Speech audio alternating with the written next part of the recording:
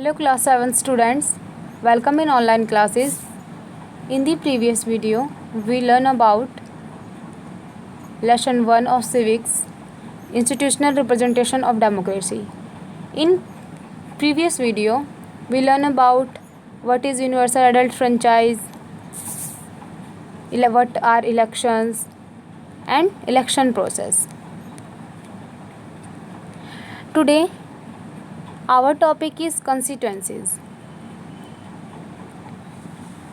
आज हम कॉन्स्टिट्यूंसीज़ के बारे में पढ़ेंगे. कॉन्स्टिट्यूंसीज़ क्या होता है? कॉन्स्टिट्यूंसीज़ को हिंदी में निर्वाचन क्षेत्र बोला जाता है. क्षेत्र नाम से ही आप लोगों को पता चल गया होगा ये कोई ऐसा एरिया होता है. कौन सा एरिया होता है आपको इस पैराग्राफ में पता चल जाएगा. For the purpose of election to the Lok Sabha the country is divided 543 constituencies और स्मॉल डिवीज़न. लोकसभा के सदस्यों के द्वारा लोकसभा की जो इलेक्शन है होते हैं उसकी पर्पज़ के थ्रू या कह सकते हैं उसके उद्देश्य से पूरी कंट्री को 543 कॉन्स्टिट्यूंसीज़ में बांटा जाता है या कह सकते हैं छोटे छोटे क्षेत्रों में बांट दिया जाता है.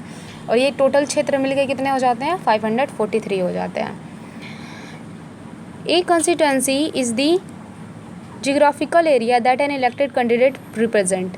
हर एक पार्टी से एक कैंडिडेट चुना जाता है जो एक क्षेत्र से चुनाव लड़ता है.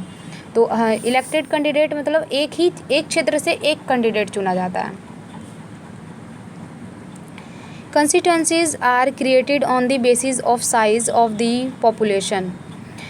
कंस्टिट्यूंसीज जो निर्वाचन क्षेत्र बनाए जाते हैं वो वहाँ की एरिया के पॉपुलेशन के हिसाब से बनाए जाते हैं. ये नहीं होता है कि किसी में ज़्यादा हो जाए और किसी में कम पॉपुलेशन हो जाए. सब में बराबर पॉपुलेशंस होती हैं. Every constituency elect one representative. हर एक यानी कि एक क्षेत्र से एक ही रिप्रेजेंटेटिव को चुना जाता है. There are some reserved constituencies from which only those candidates belong to schedule caste schedule tribes ये कैन कॉन्टेस्ट इलेक्शन. कुछ हमारे जो कंस्टिट्यूंसीज़ है कुछ हमारी शेड्यूल कास्ट और शेड्यूल ट्राइब्स के लिए मतलब स्पेशली होती हैं. ये कुछ क्षेत्र होते हैं इनके लिए रिजर्व्ड होते हैं. SC/ST कास्ट आपने सुना होगा उन्हीं की बात की जा रही है यहाँ पे. Schedule caste and schedule tribes के बारे में. नेक्स्ट टॉपिक है आपका टाइप ऑफ इलेक्शन. इलेक्शन के टाइप बताए गए लेकिन इतना ज़्यादा बहुत ब्रीफ में है, बहुत ज़्यादा डिटेल में नहीं बताया गया है. Through election the citizen elect member of parliament and state legislature. क्या होता है?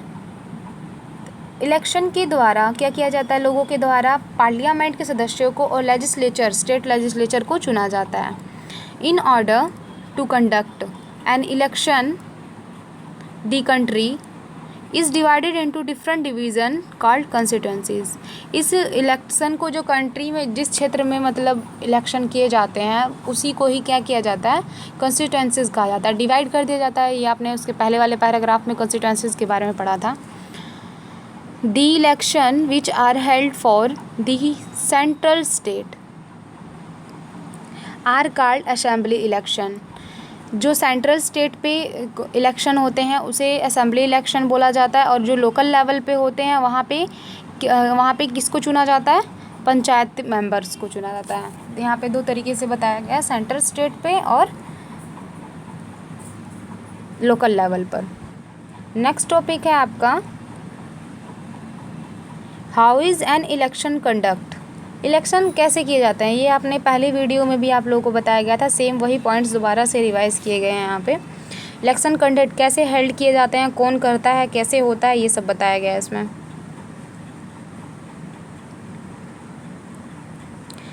तो कैसे हेल्ड किए जाते हैं इसके बारे में देख लीजिए. The election are supervised by election commission. ये आपको पहले ही बताया गया था कि चुनाव आयोग के द्वारा ही सुपरवाइज किए जाते हैं, इन्हीं के द्वारा हेल्ड किए जाते हैं ये. Which is an independent body जो कि अपने आप में एक स्वतंत्र है. It is headed by election commission. इसे इलेक्शन कमिश्नर हेड करते हैं, मतलब इन्हीं के ये हेड होते हैं. The election commission announce the date of election and ensure the election are done smoothly. जो इलेक्शन होते हैं उन्हें स्मूथली क्या किया जाता है, मतलब बहुत अच्छे से इलेक्शन हो जाएं. और यही जो इलेक्शन कमिश्नर होते हैं यही वहाँ की डेट अनाउंस करते हैं कि कब होंगे इलेक्शन, किस क्षेत्र में कब कब इलेक्शन किए जाएंगे, यही अनाउंस किए करते हैं। इलेक्शन कमीशन में जो इलेक्शन कमिश्नर होते हैं यही अनाउंस करते हैं date. The commission prepare a voter list which has name of all adult citizen in country. In the country, पूरी कंट्री में जितने भी हमारे वोट देने के लिए उपयुक्त है, यानी कि 18 साल से जितने भी ऊपर के लोग होते हैं उन सब की वोटर लिस्ट बनाते हैं, यही वोटर लिस्ट बनाते हैं और फिर जगह जगह पे भेजी जाती है ये voter list. A photo identity card has been introduced by the election commission which each citizen has to produce in polling booth. क्या करना पड़ता है जब हमें, आप लोगों ने देखा होगा कि जब हम इलेक्शन देने जाते हैं, हम नहीं, आप लोग नहीं जाते हैं, हम लोग जाते हैं, जब इलेक्शन देने कोई जाता है तो उसके साथ एक आइडेंटिटी कार्ड भी होता है, जो ये उस फ़ोटो आइडेंटिटी कार्ड होता है, उसमें फ़ोटो भी होती है और उसके बारे में सारी इन्फॉर्मेशन होती है। जैसे आपका आधार कार्ड, अब आपका आधार कार्ड मान सकते हैं, तो जैसे आपका आधार कार्ड है उसी तरीके की फ़ोटो आइडेंटिटी होती है और उसको लेकर जाते हैं और तब वोट देने को मिलता है, मतलब तभी वोट देने को मिलता है। ऐसे, क्योंकि ऐसे कोई भी किसी के साथ कहीं भी कितनी भी बार इलेक्शन में वोट देने जा सकता है, तो इसलिए फ़ोटो आइडेंटिटी ज़रूरी होती है। The party choose their candidate and they fill the nomination paper. Party क्या करती हैं, जो पार्टीज़ होती हैं जैसे आपकी बीजेपी, कांग्रेस, सपा, बसपा जो भी है, ये सब क्या करती हैं, अपने कैंडिडेट को चूज़ करती हैं और उन कैंडिडेट को, ये मतलब ये चूज़ करने का मतलब ये है कि कौन कहाँ से लड़ेगा, चुनाव कहाँ से लड़ा जाएगा, कौन सा व्यक्ति कहाँ से चुनाव लड़ेगा उनकी पार्टी का। तो अलग अलग लोगों की जो लिस्ट होती है वो क्या कर रहे थे, पेपर पे फिल कर दी जाती है और फिर उसको भेज दिया जाता है किसके पास, चुनाव आयोग के पास। Once the candidate fill the nomination paper, these are sent for scrutiny। क्या किया जाता है, इसको नॉमिनेशन पेपर फिल करने के बाद इसको भेज दिया जाता है, स्क्रूटिनी के पास भेज दिया जाता है, जांच के लिए भेज दिया जाता है। स्क्रूटिनी मीन्स जांच होता है। Once the scrutiny is done, जब जांच पूरी तरीके से हो जाती है तो each candidate is give time to withdraw his name. उसके बाद क्या किया जाता है, हर एक कैंडिडेट को अपना नाम वापस लेने के लिए टाइम दिया जाता है। मान लो कोई कैंडिडेट का नाम लिख दिया गया और बाद में वो चाहता है कि हम नहीं लड़ना चाहते हैं वहाँ से, तो वो अपना नाम वापस ले सकता है, इसके लिए भी टाइम दिया जाता है। आगे कहा है, the candidate and their party begin to campaign after the withdrawal date is over. जब वापस लेने की डेट जो होती है, अपना नाम वापस लेने की जो डेट होती है वो ख़त्म हो जाती है, उसके बाद जो कैंडिडेट होते हैं और जो पार्टीज़ होती हैं वो सब फिर प्रचार और प्रसार करना शुरू कर देते हैं सब लोग। Campaign is the process by which candidate persuade the voter to vote for them. क्या करते हैं, वहाँ के लोग राज़ी करते हैं, वहाँ के वोटर्स को राज़ी करते हैं ताकि वो उनके लिए वोट दें। Each candidate represent one party and the party is represent by a symbol. हर एक पार्टी से एक कैंडिडेट एक क्षेत्र से चुनाव लड़ता है और हर एक पार्टी का क्या होता है, एक सिंबल होता है। ये मैंने आप सिंबल्स, आप लोगों को मैंने वो भी दिया था, सिंबल्स होमवर्क, हॉलीडे होमवर्क में दिया था, मैंने आप सभी को प्रोजेक्ट दिया था इसका। The candidate hold public meeting. Candidate क्या करते हैं, पब्लिक मीटिंग्स करते हैं, प्रोसेसन जुलूस निकालते हैं, एक्सप्लेन टू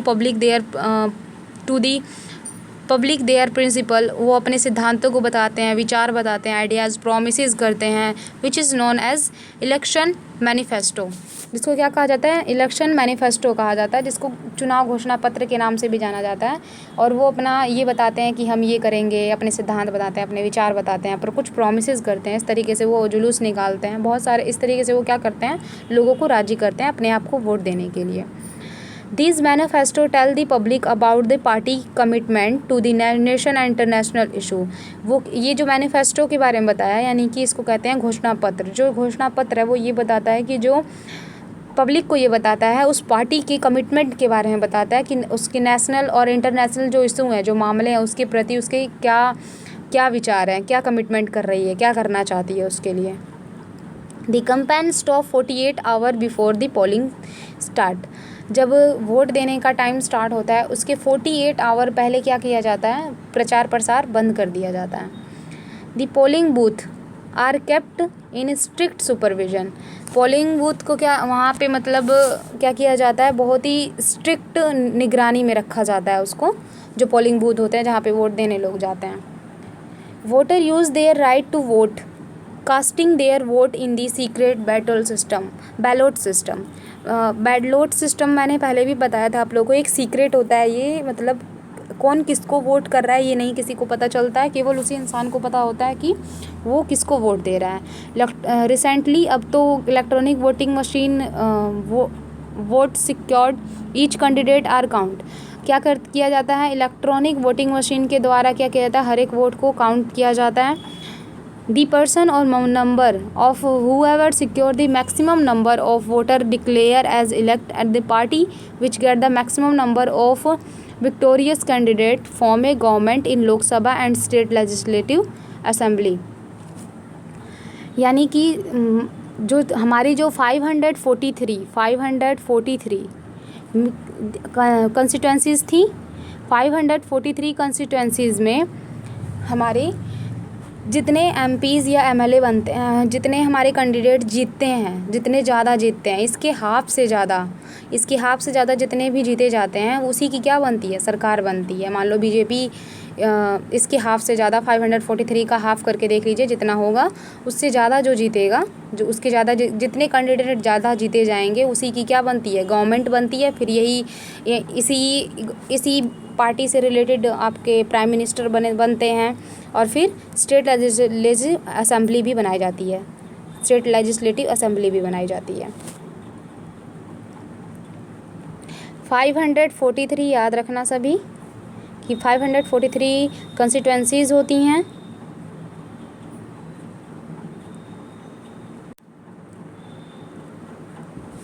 अब आगे आपका जो टॉपिक है वो ये है कि डेमोक्रेटिक स्टेट में पॉलिटिकल पार्टीज़ का, जो बहुत सारी पॉलिटिकल पार्टीज़ होती हैं, उनका क्या रोल होता है।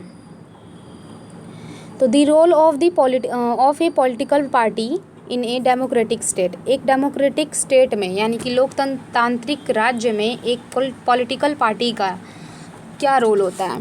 Political party play a significant role of in a democracy, बहुत ही महत्वपूर्ण रोल निभाते हैं ये पॉलिटिकल पार्टीज़। अब देखिए कैसे निभाते हैं। These are organized group of people having a common goal। क्या होता है इनका, ये ऐसे लोगों का ग्रुप होता है जिन सबका एक गोल होता है, एक गोल बनाते हैं ये सब लोग अपना, मतलब एक क्या कह सकते हैं, लक्ष्य बनाते हैं जिस पर ये लोग अपना वर्क करते हैं। The political party contest in election through their representative to form the government. जो पॉलिटिकल पार्टी क्या करती हैं, जिसके रिप्रेजेंटेटिव जीतते हैं ज़्यादा, जिसके कैंडिडेट ज़्यादा जीतते हैं, वो पार्टी अपनी गवर्नमेंट बनाती है। The party has maximum number of elected candidate form the government and other parties form opposition which is equally important in democratic government. क्या है, जहाँ ज़्यादा कैंडिडेट जीते जाते हैं, number of candidate, maximum number of elected candidate, ज़्यादा candidate चुने जाते हैं जहाँ पे, वहाँ से उसकी तो गवर्नमेंट बन जाती है। और जो हारती है वो अपोजिशन पार्टी जो होती है वो भी एक इम्पोर्टेंट रोल निभाती है एक डेमोक्रेटिक गवर्नमेंट में। वो कैसे इम्पोर्टेंट रोल निभाती है, जो जीतती है वो तो गवर्नमेंट बनाती है और अपने काम तो करती ही है, लेकिन जो अपोजिट पार्टी होती है उसके अपोजिट में जो पार्टी होती है, जैसे हम कह सकते हैं, एक एग्जांपल ले सकते हैं, बीजेपी के अपोजिट में कांग्रेस, तो इसका भी एक बहुत ही अच्छा रोल है। क्या रोल है, it raise the public opinion and safeguard the right of citizen by keeping a watch of ruling party। opposition party is also described the alternate government। ये क्या करती हैं, एक तरीके से एक सेफ गार्ड यानी कि सिटीज़न, ये क्या करती हैं, जो हमारी जो गवर्नमेंट है, जो हमारी गवर्नमेंट बना रही है, जिसके बहुत ज़्यादा कैंडिडेट चुने गए हैं, वो गवर्नमेंट बना रही है, वो वर्क अच्छे से कर रही है कि नहीं, ये अपोजिट पार्टी ज़रूर ध्यान देती हैं। और जब ये लोग ध्यान देती हैं तो पब्लिक का भी इस पे ध्यान आकर्षित करती हैं कि देखिए, आप पब्लिक को भी बताती हैं कि इस गवर्नमेंट अच्छा काम नहीं कर रही है, गलत काम कर रही है या कैसे काम कर रही है, इस पे भी बहुत ध्यान जाता है। दूसरी बात, ये जो अपोजिट पार्टी है अगली बार अपनी सरकार बनाने के लिए और भी अच्छे काम करती है। वो लोगों के राइट्स का ध्यान रखती है, वो ये भी ध्यान रखती है कि जो गवर्नमेंट है वो अपनी शक्तियों का गलत यूज़ ना करे। तो इससे इसका बहुत फ़ायदा होता है हमारे देश का। इससे अपोजिट पार्टी भी बहुत काम करती है ताकि वो अगली बार गवर्नमेंट बना सके। वो ऐसा इसलिए करती है, लेकिन जो वो वर्क करती है वो हमारे देश के लिए लाभकारी सिद्ध हो जाता है। आपका नेक्स्ट टॉपिक इसी से रिलेटेड है, एलोकेशन ऑफ सिंबल, प्रतीक की अखंडता कह सकते हैं, अखंडन कह सकते हैं या तो।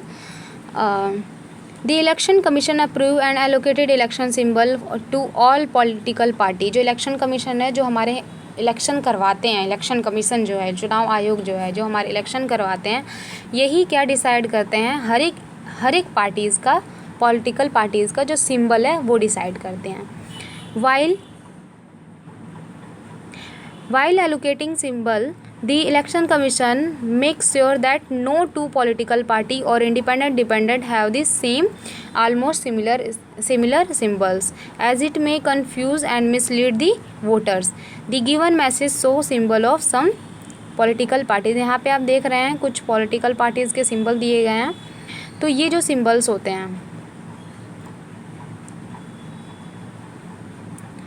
ये सिंबल्स, इस बात का भी इलेक्शन कमीशन ध्यान रखती है कि दो पार्टी के सेम सिंबल्स ना हो, ताकि वोटर्स कंफ्यूज हो जाएंगे वरना अगर इस तरीके की कोई गलती हुई तो इसलिए वो इस बात का बहुत ध्यान रखती हैं कि दो पार्टीज़ के सेम सिंबल्स ना हो। और नीचे आपको यहाँ पे चैप्टर में यहाँ पे कुछ सिंबल्स भी दिए गए हैं, ये रहे। और मैंने आप लोग को समर वेकेशन का होमवर्क दिया था सिंबल्स बनाने के लिए, आप सभी ने करके भी दिखाया था। नेक्स्ट, दी अपोजिशन के बारे में हमें कुछ बताया गया है इसमें, तो देखिए, दी अपोजिशन पार्टी के बारे में बताया गया। After election, parties that are not a part of the government, जो गवर्नमेंट का पार्ट नहीं होती है, फॉर्म ए अपोजिशन, वो क्या करती है, अपोजिशन पार्टी बनाती है। The opposition play an important role in democracy, हमारे डेमोक्रेसी में इसका भी रोल होता है, मैंने अभी ऊपर भी बता दिया था आप लोगों को। It monitors the functioning of the ruling party and ensure that it does not misuse power। वो इस बात को, वो क्या करती है, जो गवर्नमेंट पार्टी होती है या रूलिंग, जो उस वक्त शासन कर रही होती है जो पार्टी, उस पर बहुत, उसके कार्य पे बहुत ध्यान देती है।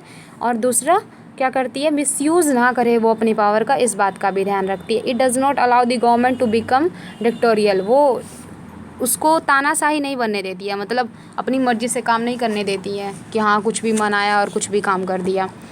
It highlighted the various challenges before the government to which our public opinion can be generate. अगर ये क्या करती हैं, बहुत सारे चैलेंज को भी हाईलाइट करती हैं, जो पब्लिक ओपिनियन, लोगों के विचार होते हैं, उसको भी सामने रखती है गवर्नमेंट के। नेक्स्ट टॉपिक आपका वैसे डिफरेंट पार्टी सिस्टम है। आज का आपके लिए इतना ही काफ़ी है, इसको अच्छे से समझ लीजिएगा, क्योंकि क्वेश्चन आंसर रट्टा करने से कोई फ़ायदा नहीं है। अगर आप लोग को चैप्टर समझ में आ जा रहा है तो ये अच्छी बात है, अदरवाइज़ नहीं समझ में आ रहा है तो उसको दोबारा समझिए, तिबारा समझिए, लेकिन समझ लीजिए। And thanks watching this video.